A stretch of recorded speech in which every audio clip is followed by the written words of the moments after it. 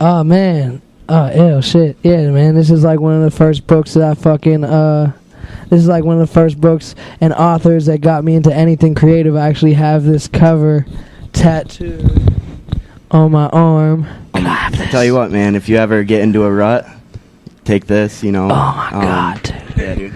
That is ill. That is ill, man. Bedtime reading. Oh, wow. You are the only... You found this. That's fucking... Look. When you're YouTubing Mac Miller interviews and this pops up and you watch it and you're like, oh, man, that was a dope interview. Where should I go to check out other interviews like this? Go to musicsmylife.com.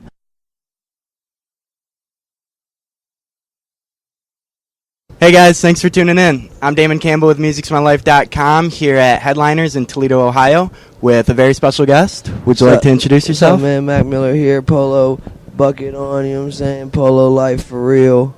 Cozy polo blanket. Well, Mac, it's great to see you again, man. Definitely appreciate your time. Hell yeah, dude. So I was just congratulating you on your new album, Watching Movies with the Sound Off. Yeah. And I know that there have been a number of movies that have impacted your life thus far, from Kids to How High, the list goes on. But what about Nacho Libre? Didn't that play a pretty pivotal role as well? Yeah, dude. I lost my virginity to that movie. Was it something that you just threw on, or did it just happen to be on? I don't know.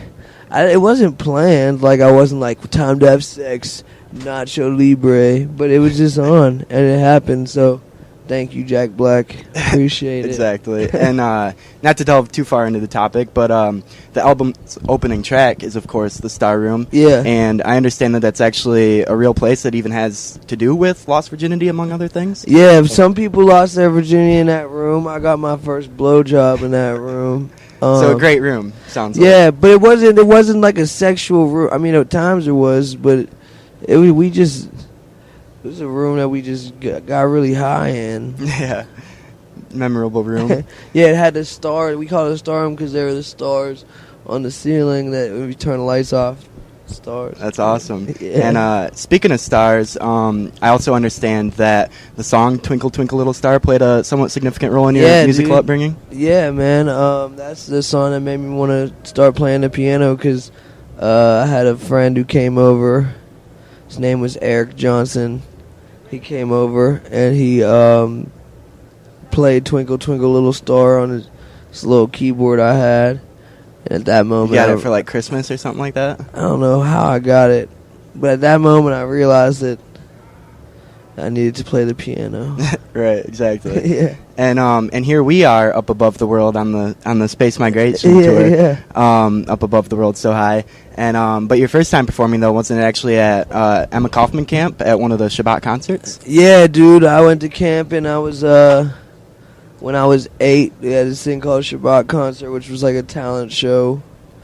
And I went up and I kicked some bars. Is it true that it wasn't even like technically your own song? Like you got it from a friend's older brother? Yeah, yes. I stole the lyrics.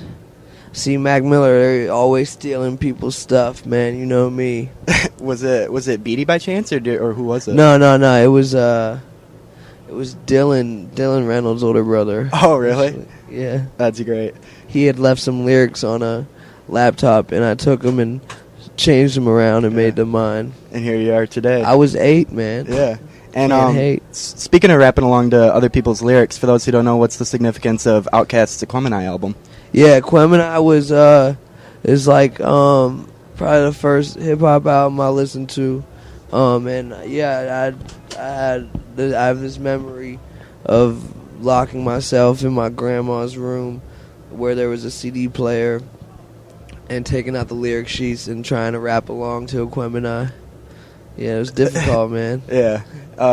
To your credit, though, you had been doing some writing of your own by that time, and not just songs, but like, didn't you even write some sort of autobiography when you were like 6? Yeah, dude. When I was 6, I wrote an autobiography that my grandma still has. Does she? Yeah, I used to do a lot of like creative writing and stuff when I was younger.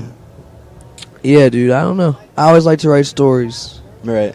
It's fun. And speaking of putting your life down on paper, I saw that you wrote your will recently, and God forbid, of course, but yeah. It's reassuring to know that if something were to happen, you're at least somewhat prepared. And on that note, what's the significance of Biggie's Ready to Die album? Oh, yeah. Let's see. Shut up. Why don't you smell? You know that? Get it out of the fridge. Earl sweatshirt, everybody. Yeah, no, I have Ready to Die. There was this one time I got mad at my parents and ran away from home and listened to Ready to Die in an alley. And started like even writing lyrics. Yeah, I was writing raps. And you may have run away from that fight, but you're certainly not one to shy away from a little competition. And I can think of a number of examples, but is it true that you and Will DeZombek, or perhaps better known to some as Gangsta Will from Taylor Gang, went against each other in a battle of the bands when you were younger? Yeah, dude. Yeah, I was in 8th grade, and there was this battle of bands, and my band beat his band. Bitch. were you in, was that with the Funky Chickens, or? No, we were called Jesus Action Figure. Oh, really? Yeah, that was our band name. That's awesome. And here you are now as a solo act, although not entirely, because you have your producing name, Larry Fisherman, as well as your jazz alter ego, Larry Lovestein, which isn't even too far of a stretch, is it? Because didn't you take like a jazz course in high school, and when you were little, your mom would take you to jazz concerts in the park? Yeah, when I was a little kid, there was this park down the street from my house that used to have jazz concerts, and my mom and dad used to take me there, watch them. I remember we went to a few of them, and then, I took a history of jazz class in high school, which was cool. Yeah. Yeah, jazz is tight. Definitely. And your first big concert, though, was Coldplay? Yeah, I think that was the first really big one. It was either Coldplay or Dave. I think it was Coldplay, though. Okay. I just remember smoking a bowl. Oh, really? Yeah, smoking bowls, baby. And I found that especially interesting because I know you were kind of neck and neck with them on iTunes a while back before taking the top spot. And on a related note, I'd also like to congratulate you on Mac Miller and the Most Dope Family becoming the number one original series debut on MTV2. But yeah, that was tight. Yeah, and your own personal television debut, though, wasn't it actually on Pittsburgh's JPB TV? Yeah, dude, when I was 15, there was this Pittsburgh local network, and there was a woman that goes by the name of the Button Pusher, and I messaged her on MySpace and asked her for some advice, and she asked me if I want to be on the show. So yeah, I rapped on the TV, local Pittsburgh. My mom got me a fitted for the occasion that said Mac on it. Oh, did it really? Yeah, that's awesome. And going back to the MTV show for a minute, there was the episode where you guys went fishing, and I don't know if you actually ended up eating any of it or not, but if so, how did that compare to the time you ate fish at Jazzy Jeff's house?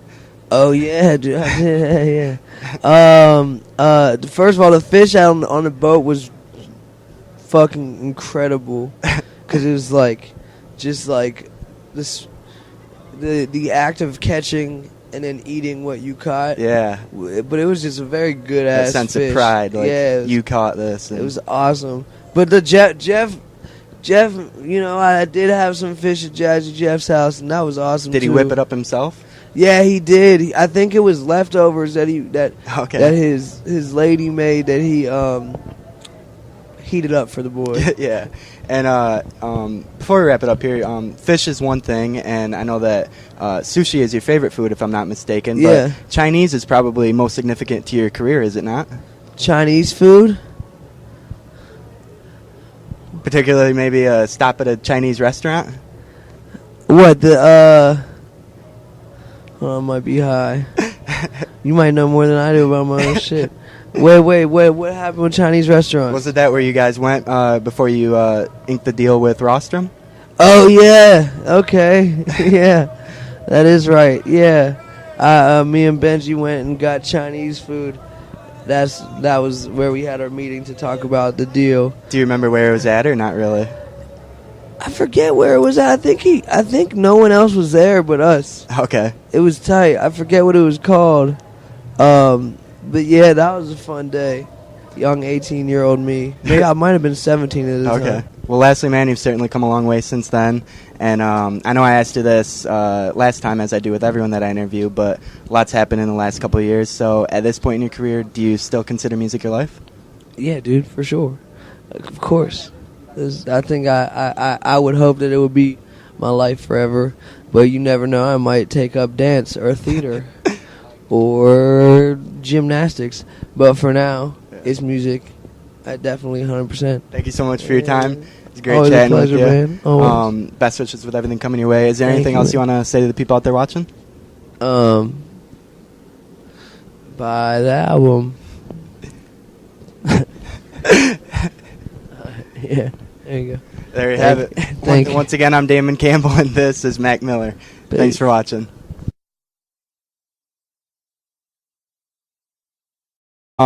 So I was just congratulating you on your new album, Watching Movies with the Sound Off. Yeah. And I know that there have been a number of movies that have impacted your life thus far, from Kids to How High, the list goes on. But what about Nacho Libre? Didn't that play a pretty pivotal role as well? Yeah. It's MyLife.com here at Headliners in Toledo, Ohio, with a very special guest. Would you like to introduce yourself? What's up, man? Mac Miller here. Polo bucket on, you know what I'm saying? Polo life for real.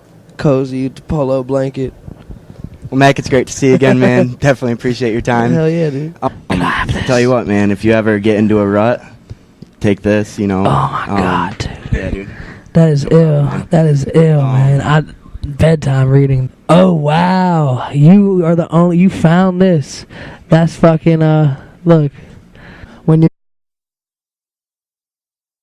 Oh, man. Oh, ew, shit. Yeah, man, this is like one of the first books that I fucking, this is like one of the first books and authors that got me into anything creative. I actually have this cover tattooed on my arm. You're YouTubing Mac Miller interviews, and this pops up, and you watch it, and you're like, oh, man, that was a dope interview. Where should I go to check out other interviews like this? Go to musicsmylife.com.